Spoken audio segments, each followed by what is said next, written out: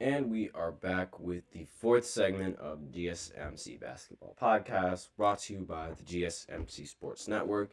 It's going to be a little bit of a shorter segment this time because I did talk about Luka Doncic yesterday. I'm going to talk about him yet again because, as I mentioned previously on this podcast, his triple double streak is still going strong, and he only needed to play 3 quarters of basketball, and he was able to accumulate a triple double. And with this in mind, I think now it's starting to we should really start considering Luka Doncic to being one of the top 3 candidates for MVP. Now, it's going to be really difficult seeing as how the players in the top 4 that are above him have clear cut the better record, like the better team record than Luka Doncic. And that's always infuriating for Luka because and his fans because everybody sort of knows and everybody feels like Luka Doncic is just the better player because he's able to do more with less. But it's just they don't lead to wins, and that's sort of like the conundrum that he's been in because that's what most valuable player is.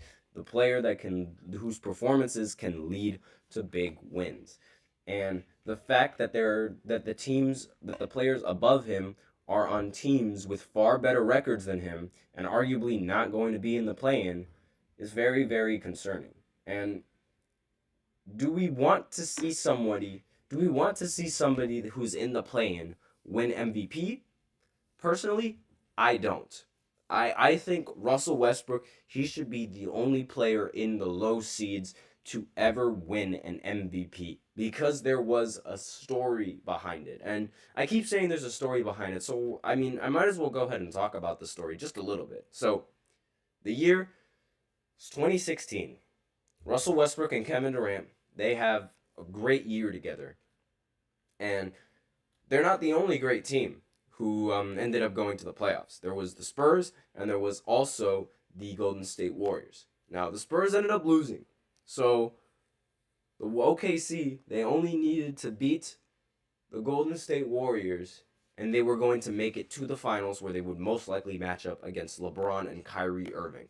That would have been a fire matchup. So, they go up 3-1. Then Kevin Durant forgets how to play basketball. And Russell Westbrook forgets how to play basketball along with him. And Klay Thompson remembers how to hit all the threes. Every single one of them in Game 6. Just drain. And then that's how Game 6 Klay was born.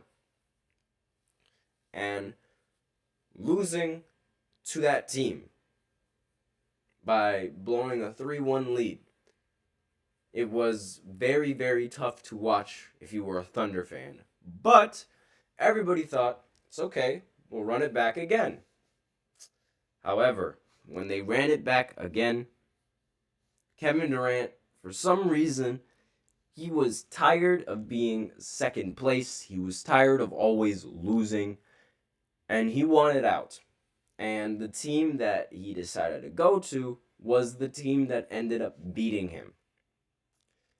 Now, for some reason, Kevin Durant immediately regretted this decision, telling his agent, "Why did you let me do this?" There's an article about it. You can read all about it. But he regretted that move the second he signed because he realized all the criticism that was coming from him, that was coming from a bunch of fans in joining that team. Because let's face it, that is the softest move in NBA history, in sports history, period. And a lot of people, they blame LeBron for that. A lot of people blame LeBron for that because they're like, oh, LeBron left to go join Miami first, and LeBron wanted to win first. Oh, so he started the super teams. It is not the same thing. LeBron did not join the Boston Celtics. He joined the Miami Heat. He formed a new team to beat that team. He didn't join the team that constantly kept beating him so he could win. That's not what happened. Completely different scenario. And no one would have been mad if Kevin Durant left to a different team. No one would have been mad about that. It's just the team that he left to, the fact that that team won 73 games The season before, he joined that team. And that's the team that beat him. That's why everybody was upset at him. Now, with all of that commotion, it left Russell Westbrook alone. And when Russell Westbrook was alone, nobody really expected the Thunder to do really anything productive. I mean, like, they expected Russ to have a great season, but they didn't expect him to do what he did. And that was become the first player to average a triple-double in the season since Oscar Robertson. And being the first player to average a triple-double, it makes sense because, again, he was expected to literally do everything. And he was doing everything. So with that story, and not only that, when I watched him in 2016, he was a beast in the fourth quarter. He was making pull-up after pull-up after pull-up after clutch shot. Any type of important shot that you could think of, he was making in that fourth quarter. However, he was also a little bit of a ball hog in the fourth quarter. But no one really talked about it that much, and nobody really cared because, him being the best player on one of the bad teams, it was like, of course he's going to hog the ball in the fourth quarter. What do you expect him to do? He has no help. And it makes sense when you think of it like that. However, when you think of it now, that tendency, he still somewhat has that tendency of not passing in the fourth quarter, and I don't know why. That's just me, though. I don't want to hate on Russ, and I don't want to talk down on Russ because, we are talking good about him and his MVP season and the fact that he was the only player to do that. And the fact that he's done it consecutively, for 4 years in a row, almost, not 4 years in a row. He did it for 3 years in a row, pardon me. And then he had a little break on Houston, and then he went and did it again for the Washington Wizards. And with that in mind, that was sort of that story in that 2017 season of Russell Westbrook being the only player on that team. That was sort of the driving force, along with the triple doubles that he averaged, to being the MVP favorite. The other MVP favorite that year was James Harden, who averaged, I believe it was 29 and 11. He led the Houston Rockets to one of the top seeds in the entire Western Conference. And if we're going to go by tradition, he should have won the MVP that year. But because of the story behind Russell Westbrook and his triple-doubles and all of that, it seemed like he was, it just put him in that spot to be the favorite to win the award. And I believe he deserved the award because, averaging a triple-double after Kevin Durant left, that was a statement. That was a statement, and that was supposed to be acknowledged, and that was acknowledged the proper way. Now, Luka doesn't have that story. And, the only thing that he really has is just stat padding. If anything, he doesn't have that story. But I'm not saying that Luka is a stat padder, but that's what a lot of the voters might say. They might look at the numbers and the triple doubles that he's putting up as just stat stuffing. Because unlike Jokic, he's not getting the wins for those triple doubles like how Jokic is getting it. Jokic's triple doubles aren't seen as stat padding. And Crucial PG in the chat said, "Meet despite the loss man, Luka Doncic."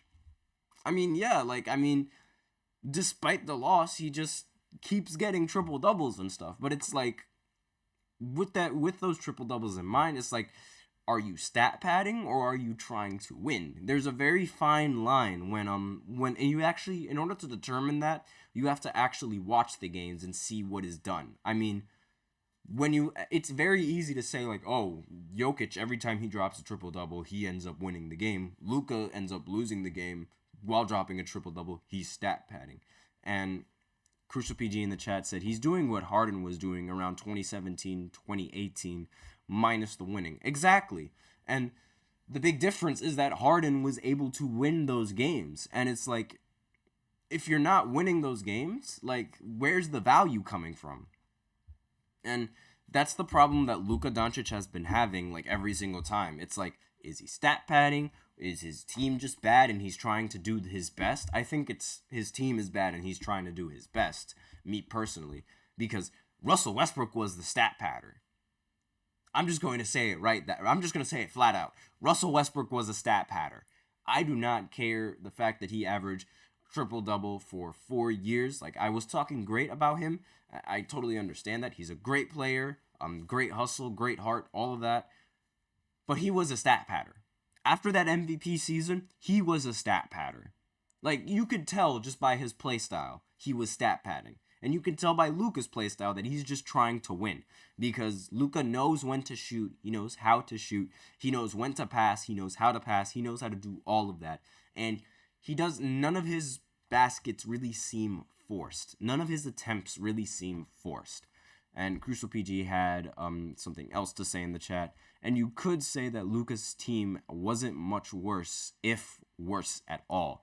Yes, I actually don't think this Dallas Mavericks team is as bad as that Houston Rockets team. Like, I actually think, from an individual standpoint, looking at like all the players that they have and the roster that they have, they are better. Like, on paper. However, when it's put into practice, it's not better. They're not better. And part of that might be because, like, I mean, you know, Kyrie is like in a slump right now, or they're not hitting enough threes, or like they're missing at the wrong time. But this has been happening for so long with the Dallas Mavericks and Luka Doncic, and it's really concerning because it's like, okay, like, I mean, he's putting up great stats, but it's like, you're not winning. Like, where's the winning coming from? Crucial PG, again, Jesus Christ, he's got a lot to say. Luka does stat pad. Example, last night they were up 30, and he is still in during the fourth quarter. Luka's playstyle does not win championships, unfortunately. I mean, I have to agree with that. I mean, that playstyle, like, it's different. Like, his triple doubles, they're different from Jokic's triple doubles, and it's very odd to say that because it's like a triple double is a triple double in people's eyes, but like some of them, like, they're stat padding, and some of them there's like actually winning basketball, and you can see the difference from when I see Russell Westbrook play, I see the stat padding. When I see Luka play, I don't really see stat padding as much. I mean, maybe from the rebounding perspective, I do see the stat padding from the rebounds, but the assists, they aren't as forced as Westbrook's assists. And the same thing with Harden. I know Harden was like, he stat pads his rebounds because it's like everyone gets back on defense. So defensive rebounds are like so easy to grab. And Crucial PG says it doesn't help that Luka plays no defense at all. I mean, none of the players that you previously mentioned between Westbrook, Harden, and Luka, none of them really play defense. And actually, I totally forgot about that. I always like talk about defense, but I'm not even gonna lie. That is a large aspect as to why a lot of these guards that I previously mentioned haven't been able to win anything. If you notice, a lot of these teams that end up winning, they have a guard that can play defense. They have a guard that isn't shy to play defense. Apart from maybe the Cleveland Cavaliers, where they had Kyrie Irving winning, and maybe. And again, like, they still had a bunch of competent defenders coming off of the bench being able to play some defense. Now, the Mavs, along with Luka, like, I mean, someone like Luka, a star player like him, you have to play defense. And, like, you just got to. That might also be one of the biggest reasons why he's not in the top 5 for MVP right now. Because Tatum plays defense, Giannis plays defense, Shai plays defense, and Nikola Jokic, I mean, he's a center, so he gets blocks and he gets steals, so that is also defense. And they all play, like, I know Jokic's defense, like, it's not good, but it's not bad either. Like, he has the IQ to go for lanes, which makes sense, and, like, he has fast enough feet. I mean, he is relatively slow, but his defense, it's there. Like, I mean, it's not dominant. It's not a dominant aspect of Jokic's game, but it's there, unlike Luka Doncic, who literally just stands there. But I digress. Regardless, like, that's sort of like my opinions on Luka Doncic. I mean, I'm not entirely. I can't really say that he stat pads like every single time. Like, if he's winning, yeah, he's definitely stat padding. But when he's losing and he's trying to win the game, I can't really say that. Like, I don't really see that as stat padding because, like, he has no help. And when you have no help and you're, like, trying to do everything on the court, I don't think that's stat padding. But that's just me. I mean, he definitely needs to work on the defense. That's one thing that's for sure. And he's most likely not going to win MVP unless his team has that record. And it doesn't really look like his team is going to have that record, especially if you got Kyrie on your team. But I digress. With that, that is the end of the fourth segment, and that is the end of the show. Thank you so much for tuning into the GSMC Basketball Podcast, presented by the GSMC Sports Network. Your support means a lot to us, so please remember to subscribe to the show, leave a positive review. Really does make a difference. We also invite you to follow us on Facebook, Twitter, TikTok, and Instagram for more content and updates. Thank you all once again, and as I like to remind everybody, please remember to use the link in the description below, or to use the link that is displayed below the ticker on every sports segment. That is gsmcpodcast.net. Really helps the show, and that is it for the show. I am your host, Nelson. Thank you once again, and as always, take care.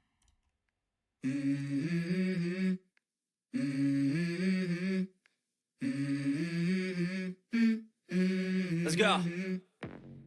I wake up to a little bit of drool on my pillow, feel like it's gonna be a bad day. Yeah, I'm tired of shit, and the coffee ain't hit yet. Damn, ain't that great. I don't want